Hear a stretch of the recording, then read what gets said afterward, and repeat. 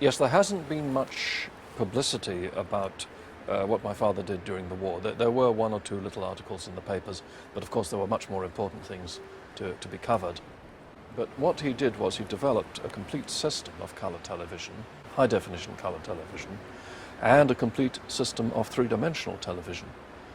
And all these things could have been greatly developed had he lived a bit longer, had he lived after 1946. But as it was, the leadership passed to other countries, particularly the United States. He kept going, he kept going. He'd had the setback of the rejection of the mechanical system in 1937 by the BBC. He'd had the very considerable setback of the outbreak of war, because that meant the end of his salary and his position in the company. And a lesser person would have perhaps simply taken his savings and retired to some quiet place on the coast. But my father wasn't like that. He kept on working. And the idea was that all this research would pay off eventually. In 1941, my father realized that his savings were running down at a fairly alarming rate, and he needed another source of income. And he approached Sir Edward Wilshaw, who was the chairman of Cable and Wireless, told him what he had been doing, told him about some of the earlier work he'd been doing on signaling by television, that is to say, sending images by means of television pictures. And Wilshaw gave him an appointment as a technical advisor, that was his official title, and paid him £1,000 a year, which was a fairly large amount, to produce some means of making more use of the cables and radio channels that Cable and Wireless was using for its routine messages. The idea was that a series of pages of text would be generated and sent at the same frequency as a television picture, that is to say about 25 frames per second. And so this was done by means of cinefilm. The text or the diagrams were photographed onto cinefilm, one frame at a time, and then run through a scanner and televised and picked up at the receiver and either photographed or printed. I think mostly the signals were picked up on a cine camera.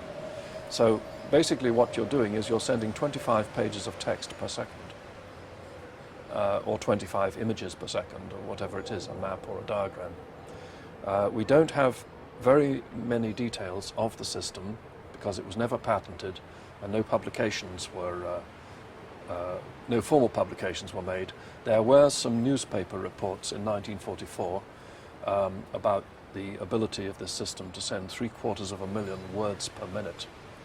They worked this out in terms of the number of pages and the number of words you could put on a page. So it was one very large novel per minute.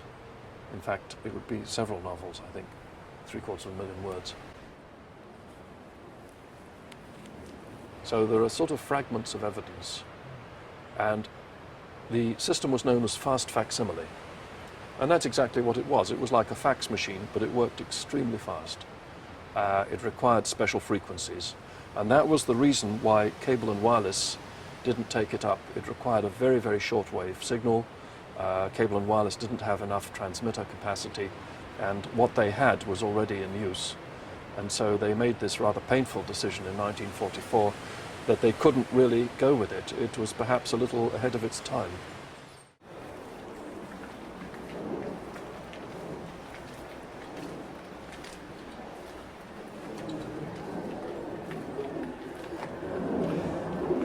Now this is where the lab was, and we can still see the concrete flooring, and it's now a barbecue area, and it was quite a large lab. It was a rectangular area with a direct access to the kitchen, which I think must have been that door. So it was just a short walk across the pathway, and some equipment was stored in the kitchen and brought through to the lab. But the main activity was in the lab. And there were several different sections. There was a little workbench, there was a studio area, and there was a viewing area for the reception. And if my memory serves right, there were some partitions coming across, so there were 2 or 3 different rooms in the lab, and it's all gone. It's all gone.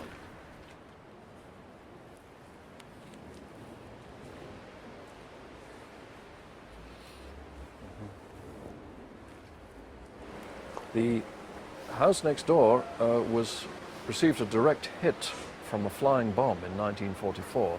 So what we see now is a totally new house. I haven't been able to identify any entry in my father's diary about this, but apparently when this happened, all the windows were blown out of Crescent Wood Road. The lab itself couldn't have been very seriously damaged, because we were there in 1945 and everything was running. So somehow the lab escaped, but as I said, the house next door had a direct hit. My father was in considerable danger, I think, throughout that war. He just kept on working, didn't let it bother him.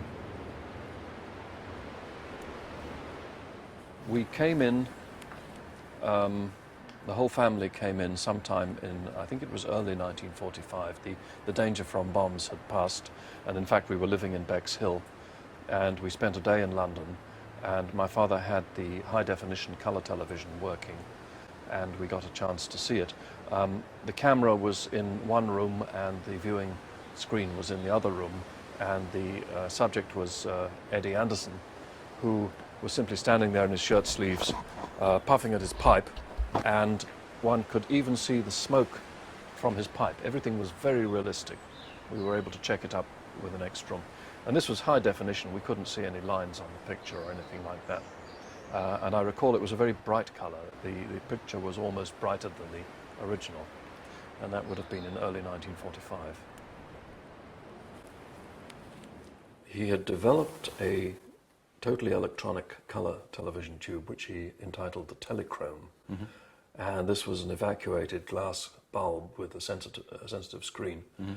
And the pictures were produced on both sides of the screen. It was a transparent screen. On one side there was a blue-green picture, and on the other side there was a red picture. And these were produced at slightly different intensities. And the net result of this was a combined colour picture. This was the world's first all-electronic colour television tube.